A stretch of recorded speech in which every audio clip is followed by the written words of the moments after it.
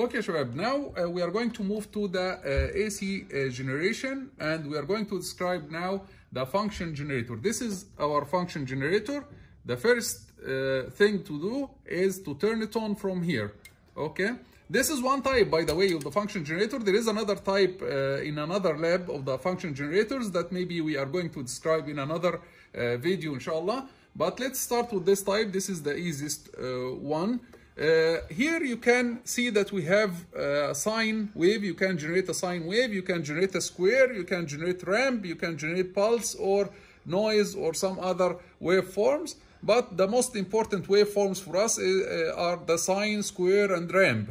Okay, so when you choose any one of them, like the sine or the square or the ramp, you will find that here on the screen it appears that you can choose what the frequency is, or you can choose what the period is. So you can, by changing using this button, you can choose the frequency or the period. They are corresponding to each other, right? You can choose only one of them.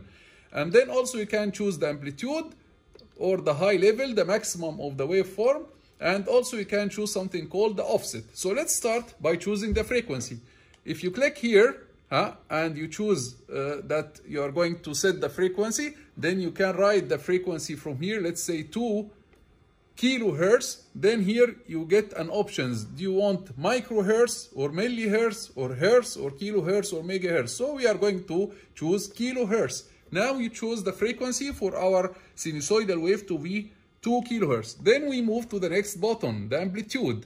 What amplitude do you want for your sinusoidal wave? So you can write your amplitude here. For example, you want the amplitude to be 5.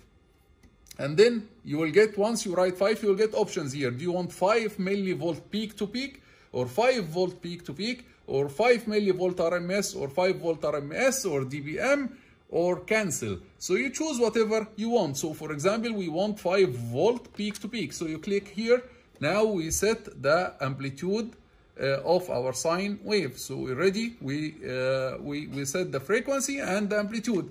Then the last one is the offset. Offset means, do you want the sine wave to be centered around the 0 level, or you need to shift it up, or you shift it down? So you can set the offset, and you can choose, for example, the offset to be 1 or 2, or you can also change from here to be negative, from this rotating button to be negative 1 or negative 2, and so on. Let's keep it 0 for now.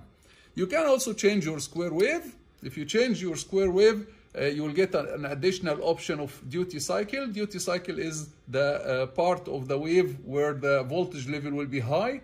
Okay, so you can choose it to be either 50%. It's this part where the waveform is high. You can choose it to be 50% or more, or 60%, or whatever duty cycle. So this is the part of the wave where the wave is high, and the other part will be, the waveform will be low. You can choose the waveform to be ramp, and here you will get an option called symmetry. And symmetry means what? Symmetry means, do you want the ramp to be a triangular wave, or you want it to be sawtooth? For example, if you choose the symmetry to be 100%, then you are going to get a sawtooth, like I'm going to show you now on the oscilloscope, even before we describe the operation of the oscilloscope. But I'm going to show you the waveform, how it looks like. But before you get the signal from this function generator, you have to click this button called the output. So without clicking this button, there is no wave going out from this function generator. In order for the waveform, for the signal to come out from the function generator and go in the wire, you have to click this button called out.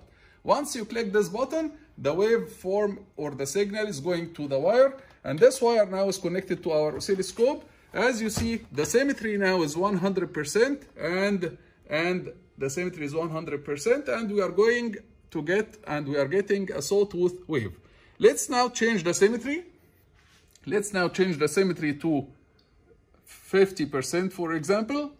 You can picture the symmetry together with the, if we change the symmetry to 50%, this means that we are going to get a triangular wave. Okay, so by changing the symmetry, you can change from a sawtooth in this direction to a triangular wave to a sawtooth in the other direction. Okay, let's go back to the sinusoidal wave. This is a sinusoidal wave that we chose in the beginning with frequency 2 kilohertz and amplitude 5 volt peak to peak. So this is how the function generator operates. And in another video, we're going to explain another equipment of function generators that exist in the other lab, inshallah. Okay.